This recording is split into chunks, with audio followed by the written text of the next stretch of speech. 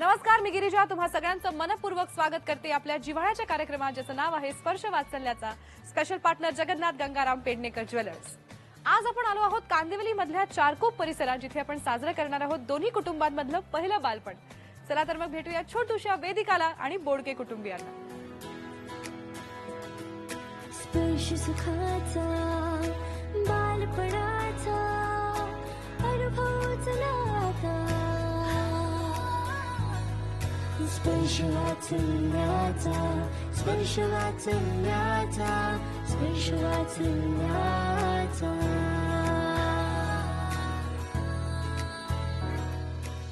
हाय वेदिका. हाय कर हाय.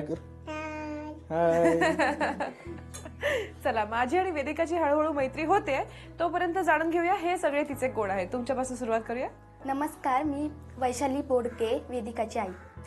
नमस्कार, मी प्रशांत शिवाजी बोडके, वेदिकाचा वडील.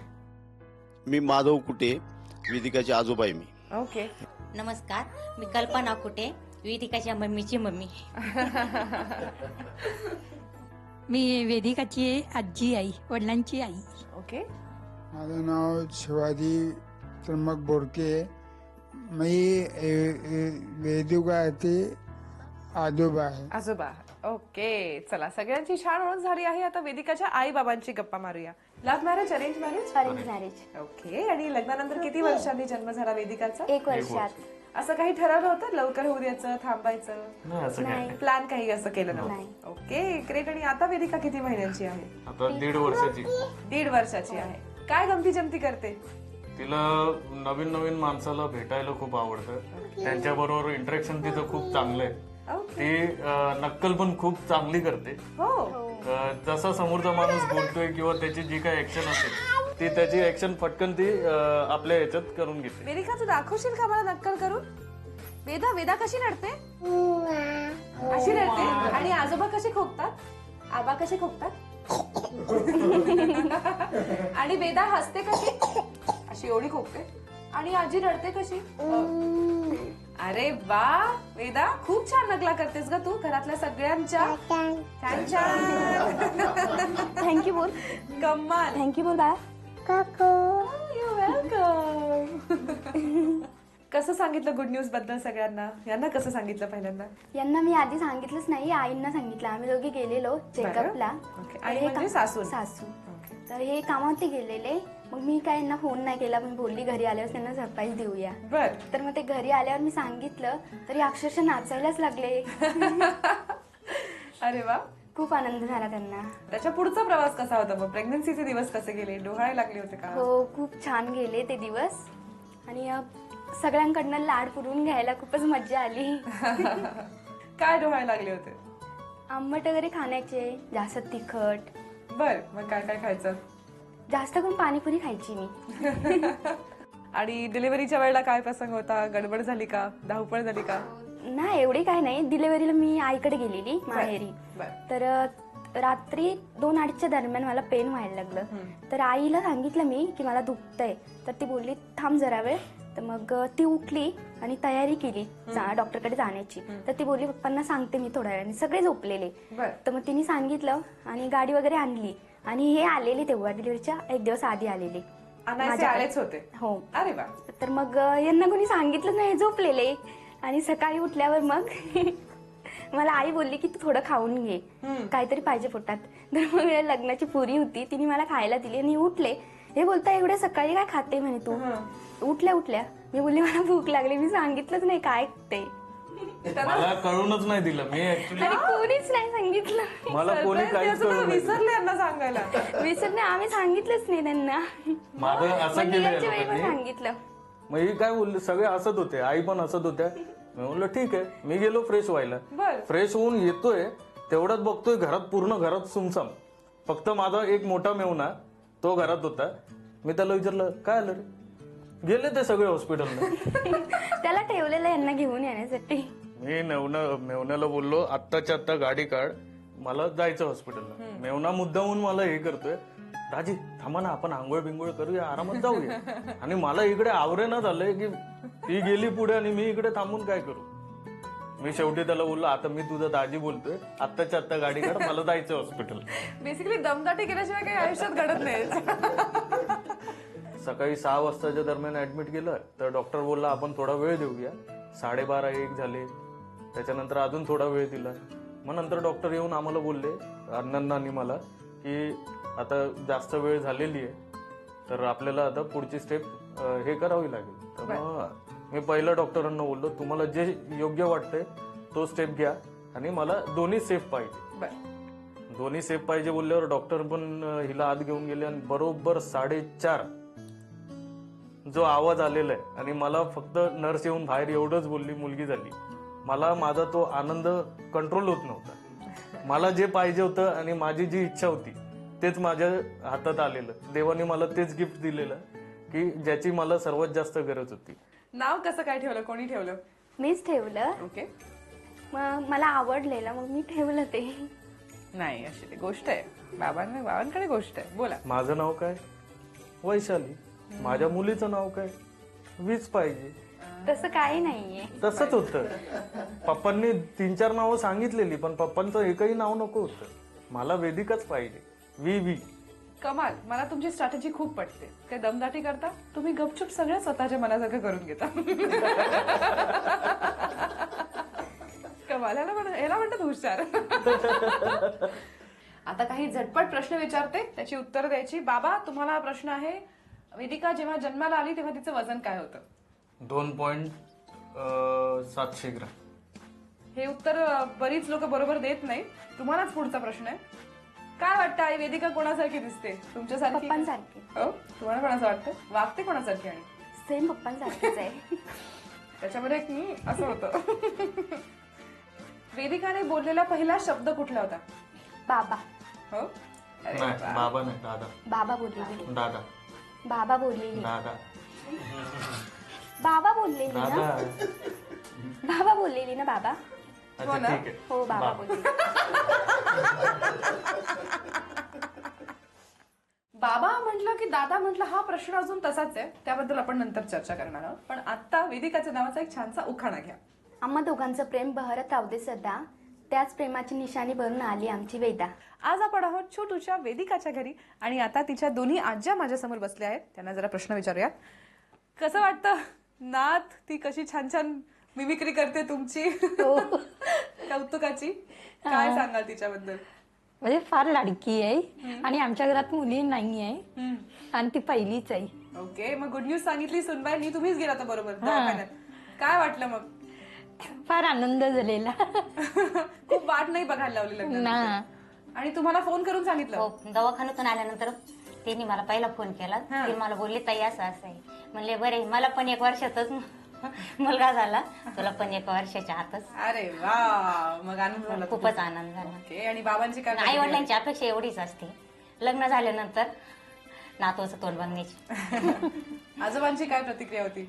पहिली प्रतिक्रिया ज्यावेळेस जावई आणि मुलीनं ज्यावेळेस फोन केला ना, एकदम खूप आनंद झाला. आणि पहिली मुलगी झाली होती, एकदम माझा आनंद झाला. अरे वा. तुम्ही मुलीची वाटच बघत होता घरात मुलगी नसल्यामुळे. ओके. आणि डिलिव्हरी अर्थात माहेरी झाली? हो, माहेरी मग तुम्ही मुद्दाम लपवलं होतं का जावयापासून द्यायचं नाही म्हणून? काय सरप्राईज द्यायचं होतं? आमच्या म्हणजे गावी जुन्या ज्या आजीबाई असतात ना, त्या म्हणायच्या माणसांपर्यंत ही गोष्ट गेली तर डिलिव्हरीला मुलीला त्रास होतो. माणसांनी झोपीतच ठेवायचं ना, आपण जायचं. पुरुष बहुतेक जरा लुडबुड करत असतील म्हणून असं असेल का? मग बाळाला पहिल्यांदा बघितल्यावर कसं वाटलं? खूपच आनंद झाला. तुम्हाला पण मुलगी हवी हो, होती? मला पण मुलगी हवी होती. कारण मला मुलगी झाली त्यावेळेसच मला इतका आनंद झाला होता का 3 दानांचं पुण्य आपल्या पदरात पडतंय. कन्यादान, अन्नदान आणि वस्त्रदान. आणि तेच आपल्या मुलीच्या पदरात पडलं म्हणून खूपच आनंद होता. अरे वा. आजी कसं वाटलं पहिल्यांदा बाळाला बघितल्यावर? मला फार आनंद झाला. म्हणजे इतकं की मी सगळ्यांना सांगत सुटली की मला आमच्या घरात मुलगी आली. ते म्हणतात की हो तुला मुलगीच हवी होती ना, तुझी इच्छा पूर्ण झाली. मग आमचे शेजारचे बोलायला लागले पेढे द्या, पेढे कधी जातेस आणायला? मी बोलली मी इतक्यात नाही आणणार, 2 महिन्यानंतर आणणार आहे. मग 2 महिने माहेरी होती तर करमत नसेल ना, कधी एकदा नातीला बघते असं झालं असेल. 5व्या दिवशी गेली मी बघायला, बघितलं वगैरे तर तिथून पायच निघत नव्हता. असं वाटतं की कधी घेऊन जाऊया घरी. काय आजोबांच्या काय ड्युटीज होत्या? आजोबांची ड्युटी आजोबाला तिला घेऊशी वाटायची, पण ते पहिले 1-2 महिने घेताच येत नव्हती मला. का पण ती लहान बाळाला घेता सवय नव्हती. सवय नव्हती ना. मग जायचं तिच्यापाशी बसायचं थोडस हे. नंतर मग 2-3 महिने थोडस मग घ्यायला, मग थोडस तिला फिरायला यायला त्याला. हा, थोडी मोठी झाली मग तिला घेऊन तिला मंदिरात इकडे तिकडे थोडस फिरायला जायचं. बर, या आजोबांना विचारूया, काय सांगाल आपल्या नातीबद्दल? माझी का वेदिका आहे ना, हा फार लाडकी आहे. हा एवढंच मला सांगायचंय, ओके. लाडत लाडातच वाढवणार आहात तिला. Okay okay. अरे वा. दिवसभर तुमच्या जवळ असते, कसं रमवता, काय काय करता? तिला बाहेर फिरायला न्यावं लागतं, गणपती बाप्पाचं दर्शन द्यायचं. बरं. हं. मग कुठे पण उभं राहिलं की कंटाळते, 5 मिनिटाशिवाय जास्त नाही. फिरवत राहावं लागतं. हा छान कष्टाचं काम आहे. हा. वा, असं असतं तर. आणि हे आजोबा गाणं म्हणतात तिच्यासाठी ना, ऐकवा ना आम्हाला एखादं गाणं छान. माझ्या अंगणात खेळू नको रे नंदलाला, तुझी न माझी जडली प्रीती, लोक तुझ्यावर संशय धरती. माझ्या अंगणात खेळू नको रे नंदलाला. अरे वा, कमाल, खूप छान आजोबा. आज आपण आहोत छोटूशा वेदिकाच्या घरी आणि आता तिच्या कुटुंबियांशी काही खास गप्पा मारणार आहोत. आजी आजोबा सगळे बसले आहेत तिथे. तुम्ही अनुभवी आहात, तुम्ही मुलं वाढवली आहे आणि आता तुमच्या मुलांची मुलं आहेत, त्याच्यामुळे ते नवीन आई बाबा आहेत. अर्थात बऱ्याच गोष्टी चुकत असतील, वेगळ्या करत असतील तुमच्या काळापेक्षा. तर अशा वेळी आई बाबांकडे जनरली खूप सूचना असतात मुलांना सांगायला, संगोपनाबद्दल, लहान बाळाबद्दल काय करावं काय नाही याच्याबद्दल. पण प्रत्येक वेळेला सूचना आपण देत नाही, काही काही गोष्टी मनात ठेवतो. तर आम्ही तुम्हाला एक संधी उपलब्ध करून देतो, ह्याला आम्ही म्हणतो किती सांगायचंय मला. या माध्यमातून तुम्ही तुमच्या मनातलं सगळं जे तुम्हाला वेदिकाच्या आई बाबांना सांगायचं असेल, मग तुम्हाला कौतुक करायचं असेल तर तुम्ही कौतुकही करू शकता, जरा त्यांचा कान ओढायचा असेल तर तेही चालेल, एखादी सूचना करायची असेल, उपदेश करायचा असेल, आणि तुम्ही सगळे अनुभवी आहात त्यामुळे तुमच्याकडे भरपूर भंडार असेल सूचना आणि उपदेशांचा, तर तुमच्या मनातलं सगळं काही आज तुम्ही यांना बोलून दाखवा. कारण वेदिकाचे आई बाबा डिफेन्समध्ये काहीही बोलू शकणार नाहीयेत, त्यांना आम्ही अशा स्माइलीज दिल्या आहेत, त्या फक्त दाखवून ते रिॲक्ट करू शकणार आहेत. ओके, हे घ्या तुमच्या प्रतिक्रिया. कोण बोलतोय आधी, आई का सासूबाई? सासूबाई बोला. तिची आई आहे ना, फार जिद्दी आहे. बर. आणि राग फार येतो. बर. आणि माझ्या मुलाचं पण आहे, त्याला राग फार येतो, पण तो 5 मिनिटासाठी की लगेच शांत होतो. बर. पण ती यांना रागावर कंट्रोल नाही ठेवत. अच्छा, वेदिकावर पण चिडते का? हो, कधी कधी चिडते. हा. ह्यांच्यात आपसात काहीतरी झालं की तिच्यावर राग निघतो. नाही, ती अशी पण आधी मध्ये तिच्यावर रागवती. ते तुम्हाला आवडत नाही. हा. पण काय कमाल ना, मुलाला तोडीस तोड सून मिळाली. काय प्रतिक्रिया? सासूबाई प्रयत्न करील. बाबा काय प्रतिक्रिया? ओके, अजून कोण बोलतोय? आई बोला. माझी त्यांच्याकडून एवढीच अपेक्षा आहे की त्यांनी तिला गोड चॉकलेट देण्याऐवजी भाजी पोळी डाळ भात असं, किंवा त्यांनी त्यांच्या ताटात घेऊन त्यांनी जेवले पाहिजे, एवढीच अपेक्षा आहे माझी. खूप गोड खायला घालतात का? दातांना चांगलं नसतं लहान. दातांना चांगलं नसतं, बरोबर आहे अगदी. काय प्रतिक्रिया? त्यांनी आपले हात जोडलेत, काय काय ऐकतील मला माहित नाही. ओके, अजून कोणाला काय सांगायचंय? बाबा त्यांना इथून मागे बी सांगितलं आणि आता बी सांगणं त्यांना का मोबाईल तिला जास्त देऊ नये. मोबाईलचे दुष्परिणाम वाईट आहे. बरोबर. त्यांनी फक्त तेवढं ते देऊ नये, एवढीच माझी इच्छा आहे. ओके, काय प्रतिक्रिया? त्यांनी आपले सगळ्यांना एक हात जोडलेले आहेत. ओके, धन्यवाद धन्यवाद. बघूया ऐकतायत का. राग कमी करायचा आहे, गोड कमी करायचा आहे, मोबाईल कमी करायचा आहे. कठीण आहे सगळं. All the best. सगळ्यांच्या मनातलं आपण जाणून घेतलं आहे. आता वेळ आहे तुम्ही दोघांनी एकमेकांना काहीतरी प्रॉमिस करायची. अर्थातच एकमेकांकडनं अपेक्षा काय आहेत हे आपल्याला माहिती आहे, तर या निमित्ताने काय प्रॉमिस कराल? स्पेशली वेदाच्या साक्षीने हातात हात घेऊन प्रॉमिस करा बरं एकमेकांना. बाबा तुम्ही आधी. मी माझ्या रागावर कंट्रोल करेल दुसरी गोष्ट, वेदूला भविष्यात कोणत्याही गोष्टीची कमतरता कधी भासून देणार नाही आणि तुमच्या दोघींच्या ज्या काही इच्छा असतील त्या पूर्ण करण्याचा सदैव प्रयत्न करेल. अरे वा. आई काय प्रॉमिस कराल? मीही माझ्या रागावर कंट्रोल करेन. बाबांचा विश्वास बसत नाही, वाकून वाकून बघतात. आपण दोघांनी मिळून वेदचं पुढील भविष्य चांगलं घडवूया. ओके. प्रॉमिसची दुसरी ओळ नक्की पाळतील याची खात्रीच आहे मला, पण पहिल्या ओळीचा प्रश्न आहे, रागाचं काय करतात बघायला पाहिजे. वेदाच्या आई बाबांनी तिच्या साक्षीने एकमेकांना प्रॉमिस केलं आहे. आता त्यांच्याबरोबर एक मस्त खेळ खेळूया. तर खेळ सोपा आहे. बाबांना कपडे वाळत घालायचे, आईंना ते बादलीतून घेऊन पाण्यात बुडवून पिळून द्यायचे. ठीक आहे. या निळ्या बादलीमध्ये पहिल्या बादलीत कपडे दिसतात, तिथे स्टीलच्या बादलीमध्ये पाणी आहे आणि पलीकडच्या बादलीत ते कपडे पिळायचे आहेत. ठीक आहे. आई इथे उभे असतील, बाबा तिथे त्या शेवटच्या बादलीच्या शेजारी. ठीक आहे. आई एक कपडा उचलतील, बादलीतल्या पाण्यात बुडवतील, तिथे जातील, बाबा आणि आई मिळून तो कपडा पिळतील आणि मग बाबा तो वाळत घालतील. बाबांनी कपडा वाळत घातला की आई परत धावत येतील, इथली एक क्लिप उचलतील आणि ती बाबांना नेऊन देतील. बाबा क्लिप कपड्याला लावतील.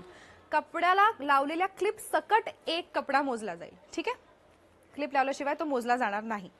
आता हे सगळं करत असताना तुमची जरा अडचण वाढवावी म्हणून आम्ही काही ट्विस्ट याच्यामध्ये ठेवले आहेत. पहिला ट्विस्ट असा आहे की आईचा एक हात मागे बांधलेला असणार आहे, त्यामुळे एका हाताने कपडे उचलायचे, बुडवायचे, तिथे बाबांनी मिळून ते पिळायचे, कारण एकच हात असणार आहे. ठीक आहे. आणि दुसरा आणि महत्वाचा ट्विस्ट असा आहे की बाबांच्या हातात हे एक बाळ असणार आहे, एका हातात घ्या धरायला, छान शहाण्या बाळासारखं धरायचं, त्याला उगाच असं हलवायचं नाही, खऱ्या बाळाला धरतो तसं धरायचं, काळजी नाही एकदम. आणि दुसऱ्या कानात, खांद्याच्या मध्ये आणि कानाच्या मध्ये हा फोन असणार आहे. करून बघा बरं. करेक्ट. आता कपडे वाळत घालत असताना आणि पिळत असताना तुम्हाला सतत त्या बाळाची काळजीही घ्यायची आहे आणि फोनवरती बॉसला एक सुट्टी पण मागायची आहे आणि बोलत राहायचंय. बॉसला रिक्वेस्ट करायची की मला आज एक सुट्टी द्या म्हणून. बोलणं थांबलं तर डिस्क्वालिफाय व्हाल. ओके. बघूया त्यांची तारांबळ कशी उठते. या सगळ्या गोष्टींसाठी 2 मिनिटांच्या वेळेत तुम्हाला 6 कपडे क्लिप सकट वाळत घालायचे आहेत. कळला खेळ? शेअर करूया सगळे. ओके. तुमची 2 मिनिटांची वेळ सुरू होते आता. हॅलो सर, आज मला 1 दिवसाची सुट्टी पाहिजे होती. ऍक्च्युली माझं बाळ थोडं आजारी आहे, तर मला त्याला जरा डॉक्टरकडे घेऊन जायचं होतं. तरी तुम्ही आम्हाला जरा 1 दिवसाची सुट्टी द्याल ही अपेक्षा होती. आम्ही हो सर, बाळ ऍक्च्युली रडतंय. हो सर, हो सर, हो सर, हो सर. हा, ऍक्च्युली मला 1 दिवसाची सुट्टी पाहिजे होती. 40 सेकंद झालेत सर. मग तेच बोलत होतो की बाळाला मला डॉक्टरकडे घेऊन जायचंय, तर मला 1 दिवसाची सुट्टी मंजूर करण्यात यावी. हॅलो सर, ऍक्च्युली बाळ खूप आज घरात पण कोणच नाही, आज घरात पण कोण नाही, त्याच्यामुळे आज पूर्ण जबाबदारी माझ्यावर आहे. हॅलो. हा सर. हॅलो. हा सर. हा. ओ सॉरी सॉरी. ओ बाळा, ना ना ना ना ना ना ना ना ना ना ना. ओले ओले ओले ओले ओले. हा सर. सर मला फक्त 1 दिवसाची रजा मंजूर करा, आज घरात कोणच नाही बघायला. ना ना ना मुन्ना, नाले नाले माझ्या बाळा. काय झालं काय झालं काय झालं काय झालं काय झालं. हो हो हो. तेवढंच सर, फक्त आजच्या दिवस कन्सिडर करा, काही प्रॉब्लेम नाही येणार. घ्या घ्या, परत राहा. शेवटचे 10 सेकंद राहिले. हा सर. 10 नाही नाही नाही नाही नाही नाही. 8 7 6 5 4 3 2 1. वेळ संपली. कमाल. मोजूया किती कपडे व्यवस्थित वाळत घातले आहेत. 1 2 3 4 5 6 कपड्यांना क्लिप आहे, त्यामुळे तुम्ही जिंकला आहात. 7वा मोजता येणार नाही. क्या बात आहे. बॉसशी बोलत, बाळ सांभाळत, धावपळ करत टार्गेट पूर्ण केलं आहे 2 मिनिटांच्या. तुम्ही जिंकला आहात खास वेदिकासाठी झी युवा तर्फे हा मानाचा चांदीचा बाळकृष्ण.